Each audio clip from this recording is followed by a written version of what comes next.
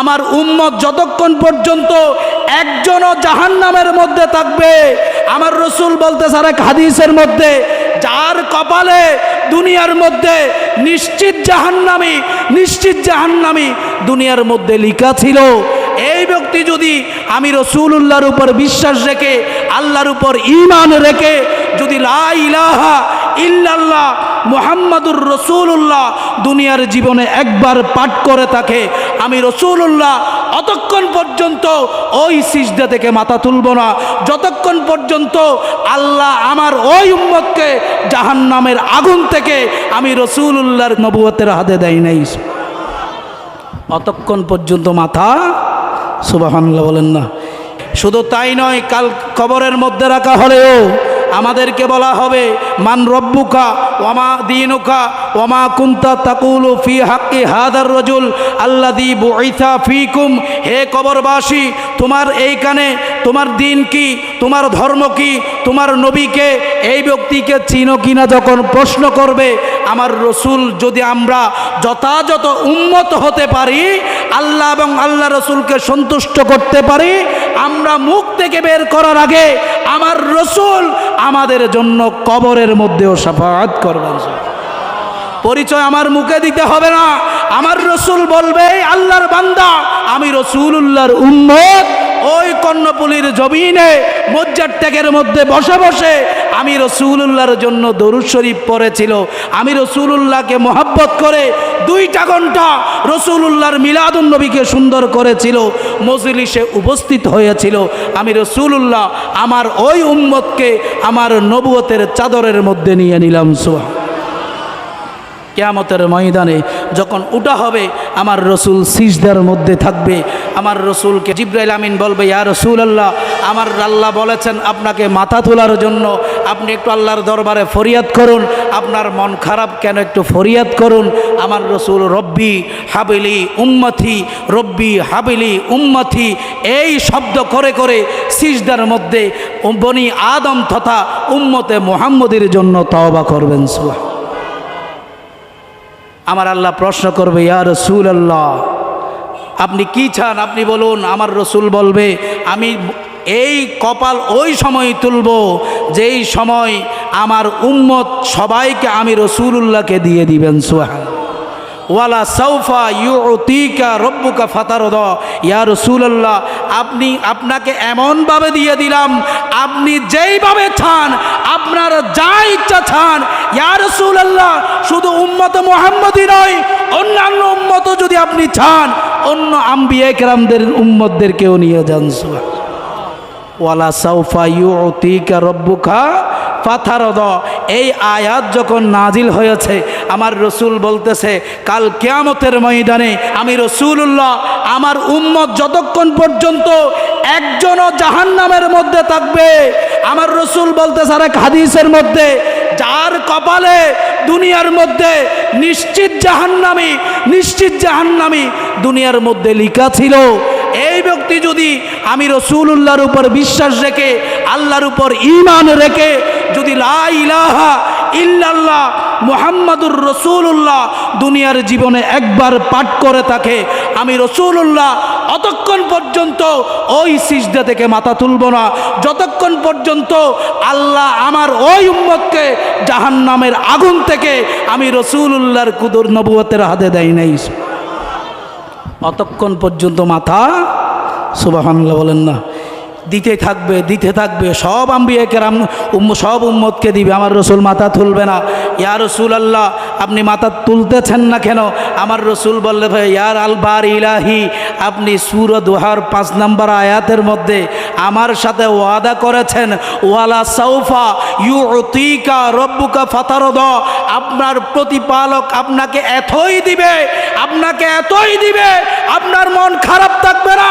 ইয়া বার ইলাহি, আমাকে রহমত হিসেবে আমার উম্মতের কাছে প্রেরণ করেছো, আমি রহমতুল লিল আলামিন হিসেবে আমার উম্মতকে জাহান্নামে রেখে এই জান্নাতে আমি রসুলুল্লাহ ঢুকতে পারি না। আমার আল্লাহ বলবে যেহেতু রসুলুল্লাহ যাবে না, ওই শাফাআতের মালিক আসা আইয়াবা আসাকা রব্বুকা মাকামাম মাহমুদা, শুধু তাই নয় আমার রসুলকে কিয়ামতের ময়দানে এই রকম একটা মাকাম মাহমুদা মানে হচ্ছে মুফাসসিরিন একরাম বলতেছে এই রকম একটা দুলার স্টেজ বানাবে। সুবহানাল্লাহ। দুলা হিসেবে শুধুমাত্র আমার রসুল ওই মাকাম মাহমুদার মধ্যে দাঁড়াবে, বসবে। শুধু বসা নয়, এই জায়গার মধ্যে আমার রসুল সিজদায় থাকবে। চিন্তা করে দেখেন, দুলাকে সাজাই নেওয়ার পর দুলার যেই স্টেজ থাকে ওই স্টেজ উনি যদি স্বতঃস্ফূর্তভাবে না বসে, তাহলে উনি না বসে যদি ঘুমাই থাকে অথবা কান্নাকাটি করতে থাকে, ওই স্টেজের সৌন্দর্য থাকবে? স্টেজের সৌন্দর্য থাকবে? তাহলে যেই বিয়ে যেই অ্যারেঞ্জমেন্ট করেছে উনি সর্বাত্মক চেষ্টা করবে না? ভাই কি সমস্যা আমাকে একটু বলেন, ঠিক আছে কিনা? দিতে দিতে দিতে দিতে উনি যেভাবে চাই সব দিবে, কারণ এই মজলিসের একমাত্র সুন্দর কে? কথা বলেন না, কে? ওই নবী যদি রব্বি হাবিলি উম্মতি বলতে বলতে সিজদার মধ্যে কান্নাকাটি করতে থাকে, আল্লাহর মন ভালো থাকবে? ওই দুলার যেই শ্বশুর শাশুড়ি থাকবে তাদের মন ভালো থাকবে? যদি ভালো না থাকে, দুলাকে যেইভাবে চায় সেইভাবে রাজি করা দরকার আছে কিনা? আমার আল্লাহকে আরজ করবে, আল্লাহ তুমি আমাকে বলেছো ওয়ালা সাউফা ইউতিকা রাব্বুকা ফাতারদা, আমি রাসূলুল্লাহ যা চাই তা দিবা, যতক্ষণ পর্যন্ত খুশি হই নাই ততক্ষণ পর্যন্ত দিবা।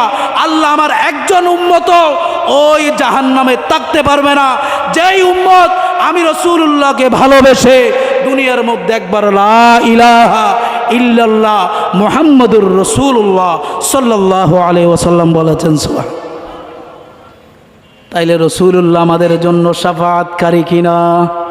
তবে হ্যাঁ, শাফাআতকারী তার জন্য যেই ব্যক্তি রাসূলুল্লাহর শাফাআতকে বিশ্বাস করে। কথা বলেন না? যদি মরা নবী চিন্তা করেন, কিছুদিন আগে একজন জামাত ইসলামের একজন বড় আলেম, বড় মাপের আলেম, এই যখন কফিলউদ্দিন সালেহ সরকার প্রধানমন্ত্রীকে জান্নাতি মহিলা বললেন, জান্নাতি মহিলা মানে একটা হাদিস রয়েছে, যেই ব্যক্তি একটা মসজিদ নির্মাণ করে আল্লাহ তার জন্য ওই মসজিদের পরিবর্তে জান্নাতে একটা ঘর নির্মাণ করেন। সুবহানাল্লাহ। তো প্রধানমন্ত্রীর উদ্যোগে যদি 560টা এই মডেল মসজিদ হয়ে থাকে, ওনার ব্যবস্থাপনায় হচ্ছে কিনা? টাকা যেই দিক থেকে আসবে আসুক, উনি যদি উদ্যোগ না নিতে হয়তো এই রেফারেন্স উনি বুঝাই না বলে এই রকম একটা কথা বলেছেন, ওই কথার সুর ধরে এখন এমনভাবে বলে দিল যে রাসূলুল্লাহ জান্নাতি কিনা, রাসূলুল্লাহর সাথে আল্লাহ কিভাবে আচরণ করে এই বিষয়ে রাসূলুল্লাহ জানে না। নাউজুবিল্লাহ বলেন না। রসুলুল্লাহকে রসুলুল্লাহর সাথে আল্লাহ কিভাবে ব্যবহার করবে রসুলুল্লাহ জানে না। এখন কোরআনের এই আয়াতটা কোথায় নেবেন? আসা আইয়া বা আসাকা রব্বুকা মাকামাম মাহমুদা, আমার রসুলের জন্য দুলার একটা স্টেজ বানাই নিলাম। এই স্টেজ কি শত্রুর জন্য না বন্ধুর জন্য?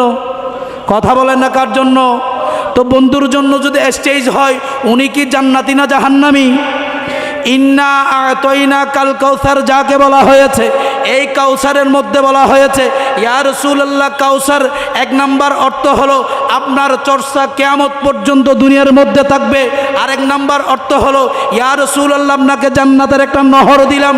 আরেক riwayতের মধ্যে এর অর্থ হলো ইয়া রাসূলুল্লাহ, আপনাকে জান্নাত 8টা জান্নাতের মালিক বানাই দিলাম। যেই ব্যক্তির সাথে বলে আল্লাহ কিভাবে আচরণ করে তাও জানে না, উনি কিভাবে আমাদের জান্নাতের খবর নিবে? আমরা কিভাবে একজন বনি আদম একজন মানুষকে জান্নাতের সার্টিফিকেট দিব? ভাই, যদি একটা কথা খেয়াল করেন, আপনি যদি একটা সালাম দিতে থাকেন, সালামের বিনিময়েও আল্লাহ জান্নাত দিবে বলা আছে না? অনাহারী কেউ আছে, ওই অভুক্ত মানুষকে খাবার দিলে জান্নাত দিবে বলা আছে না?